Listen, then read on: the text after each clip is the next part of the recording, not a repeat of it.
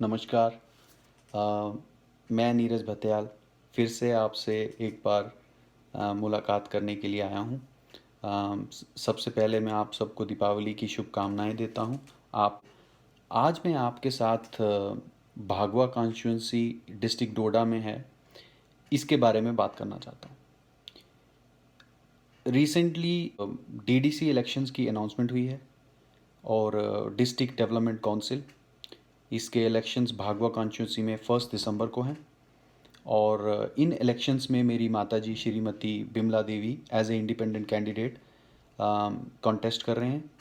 और मैं आप सब से आज इस कॉन्स्टिट्यूंसी के बारे में बात करूंगा और आपको ये बताऊंगा कि आपको क्यों हमारी माताजी का समर्थन करना चाहिए। तो भागवा कॉन्स्टिट्यूंसी में काफ़ी पंचायतें हैं, 14-15 पंचायतें हैं। इसी बीच जब डीडीसी इलेक्शंस अनाउंस हुए तो सबसे बड़ा मुद्दा जो सामने आया वो ये कि भागवा को तोड़ दिया गया। भागवा के करीबी पंचायतें उठाकर कास्तीगढ़ में डाल दी गई, जो एक सोची समझी साजिश थी हमारे परिवार को तोड़ने की। उसके बाद भागवा में पिछले कई सालों से डेवलपमेंट कहीं दिखती ही नहीं है। जब भी देखो कोई ना कोई वोट मांगने आ जाता है और यहाँ की जनता अपना कीमती वोट इन पार्टियों को दे देती है, लेकिन बाद में ये मुड़कर नहीं देखते। डेवलपमेंट कहीं दिखती नहीं है। ये कहते हैं कि हमने आपको बिजली दे दी, सड़क दे दी, पानी दे दिया, लेकिन अगर आप ज़मीन पर देखेंगे तो यहाँ कुछ नहीं है। घर से बहुत दूर दूर तक पानी नहीं मिलता, पानी के लिए भी दूर जाना पड़ता है। जबकि पानी यहाँ पर अवेलेबल है, लेकिन डोर स्टेप्स पर ये लाने में नाकामयाब रहे। कई साल बीत गए, टोटल फेलियर। यहाँ हमने एनसी, कांग्रेस, भारतीय जनता पार्टी सबको परख लिया, लेकिन अब की बार ये बड़ी बड़ी जो पार्टियां हैं इनका साथ नहीं देंगे। अब की बार हमें अपने आप को सामर्थ्यवान बनाना होगा, हमें खुद सक्षम होना होगा। और इसीलिए मेरी माताजी ने ये कदम उठाया है। मेरी माताजी ने 38 साल एज ए टीचर काम किया है जोन भागवा में, और उसके बाद आज उन्होंने ये निर्णय लिया है कि वो इस इलाके की डेवलपमेंट की भागदौड़ अपने हाथों में लेंगे। मैं आपको एक सड़क के बारे में बताता हूँ। यहाँ पर कई गांव हैं जो पूरा का पूरा देसा है, उसको सड़क नहीं है। उसमें ललूर, शीखली, मलाण, कुंडा, ग्रामीणी, सारस, चंद्रभटान, भाटा, ये सब इलाके हैं जहाँ पर सड़क नहीं है। सड़क यहाँ से डोडा से लेकर गई देसा तक है, परंतु गई एक गांव है जो पूरा का पूरा देसा, जिसकी आबादी पूरी की पूरी जहाँ पर लोग रहते हैं वहाँ पर सड़क नहीं है। और ये सिर्फ देसा को टच किए हैं। हमारा ये मानना है कि जो सड़क है वो शीखली, मलान, कुंडा को दी जाए, और उसके बाद इस सड़क को पीछे जाकर मलान से होती हुई ग्रामीणी, सारस, यहाँ से निकाल कर पीछे भाटा चंद्रपटान में इसको मिला दिया जाए, दोनों सड़कों को, ताकि पूरा का पूरा देसा कनेक्टेड रहे। इसी बीच मैं आपसे एक और बात करना चाहता हूँ। एक सबसे बड़ा मुद्दा जो सामने आया है अभी, वो है वीडीसी का, विलेज डिफेंस कमेटी। इसके साथ में धार डिफेंस कमेटी भी है, उनकी भी एक प्रॉब्लम है। प्रॉब्लम ये है कि किसी सरकार ने, आज तो ये बोलते हैं कि हम इसको ठीक कर देंगे, दूसरा बोलता है हम ठीक कर देंगे, कोई बोलता है हमको 2 महीने दे दो। जनाब, 2 महीने दे दो। आप यहाँ पर सत्ता में पिछले कई दशकों से बैठे हैं। आपने पहले ये परेशानी खड़ी की और आज कहते हैं कि इलेक्शन हो जाए तो इसका हल निकालेंगे। कैसे निकालोगे आप इसका हल? आपने सबसे पहले एक इलीगल काम किया है। 3 आदमियों की सैलरी एक अकाउंट में डालना, यह कहां का इंसाफ है? सबसे पहले तो आप इस बात का जवाब दें। Isn't that illegal? How were you giving salary of 3 people into one account? First of all, you have to answer that. कैसे आप 3 लोगों की सैलरी एक अकाउंट में डाल रहे थे? तो ये नेशनल कॉन्फ्रेंस कांग्रेस के टाइम की प्रॉब्लम क्रिएट हुई है। अब भारतीय जनता पार्टी कहती है कि हम पुरानी प्रॉब्लम्स को सॉल्व कर रहे हैं। कितना वक्त लगेगा आपको सॉल्व करने में? आज इलेक्शन आ गए तो आप आज कैसे कह सकते हो कि 2 महीने में प्रॉब्लम सॉल्व करेंगे आप? मुझे नहीं लगता कि आप प्रॉब्लम सॉल्व करेंगे। आप तो सिर्फ डीडीसी इलेक्शंस के लिए ये एक जुमला बनाकर लोगों के बीच में आए हैं। दूसरा सवाल मैं आपसे पूछना चाहता हूं, एक आदमी जो प्रॉब्लम क्रिएट करता है एनसी कांग्रेस, उनसे मैं पूछना चाहता हूं कि आप कैसे सॉल्व करेंगे जब आप ही ने प्रॉब्लम क्रिएट की है?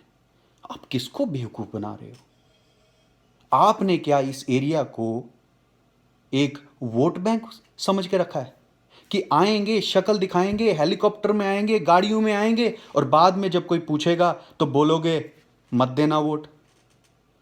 जो इंसान आपको वोट देता है उसको यह हक है कि वो आपसे पूछे कि सर हमारी ये प्रॉब्लम है, आप उसका हल करें, आप उसका निवारण करें। परंतु आप तो कहते हैं कि अगली बारी वोट मत देना। यह कैसा इंसाफ है? जनता के मैंडेट को आप नकार देते हैं। आप डेवलपमेंट के कार्यों में भी करप्शन को बढ़ावा दे रहे हैं। यहां पर करप्शन इतनी हद तक बढ़ गया है कि जमीन पर जो प्रोजेक्ट्स जो आप बात करते हैं वो है ही नहीं। कब तक चलेगा ये सब? आज मैं इन राजनेताओं से, इन बड़ी बड़ी पार्टियों से, ये बड़ी बड़ी रैलियां लेकर जो घूमते हैं, मैं इनसे बात नहीं करना चाहता। मैं बात करना चाहता हूं आज आप जनता से। आप अपना कीमती वोट इन लोगों को मत दें।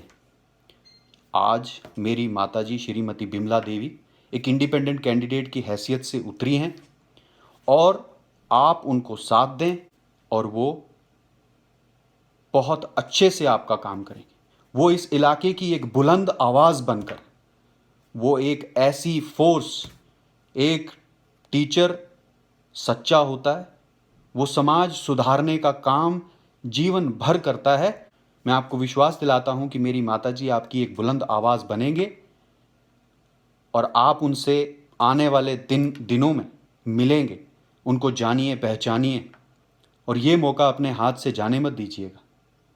ये बार बार नहीं आएगा।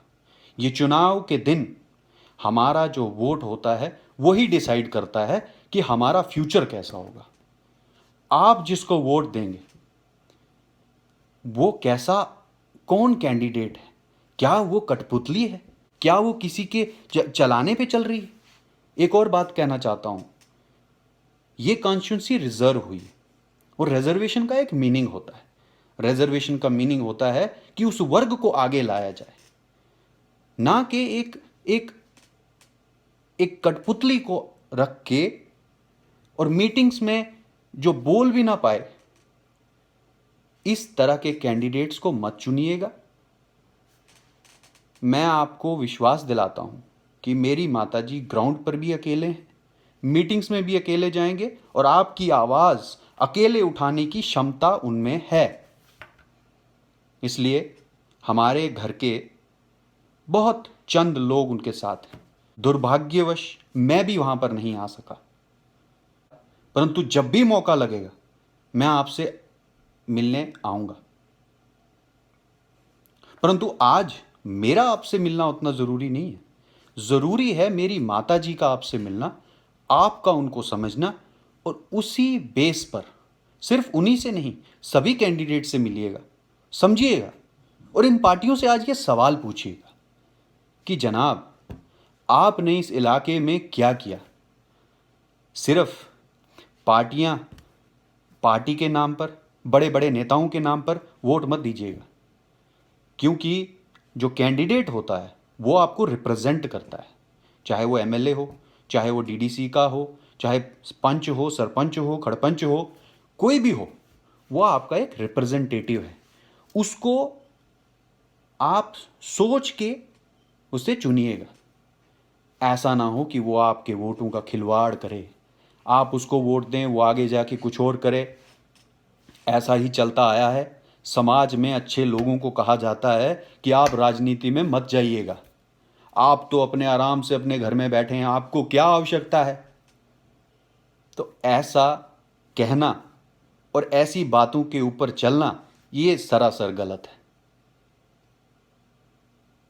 जो अच्छे लोग हैं उनको राजनीति में आना चाहिए, उनका वेलकम होना चाहिए, उनका स्वागत होना चाहिए।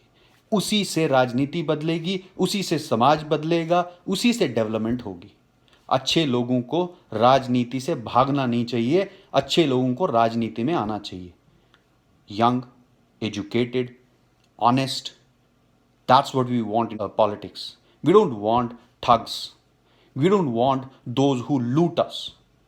चोर मक्कार लोग इस राजनीति में, अगर आपको इस समाज को सुधारना है तो इन लोगों को हटाना होगा, ईमानदार लोगों को इसमें घुसाना होगा। बस इसी के साथ मैं आपसे फिर से मिलता रहूँगा, आपसे बात करता रहूँगा। और मैं अभी आपसे यही रिक्वेस्ट करूँगा कि आप मेरी मदर को कंसिडर करें, उनसे मिलें, बात करें और समझें हमारे क्या हम आपके लिए क्या लेकर आए हैं। और I am sure she will do her best. इसी के साथ मैं अपनी वाणी को विराम देता हूँ। जय हिंद,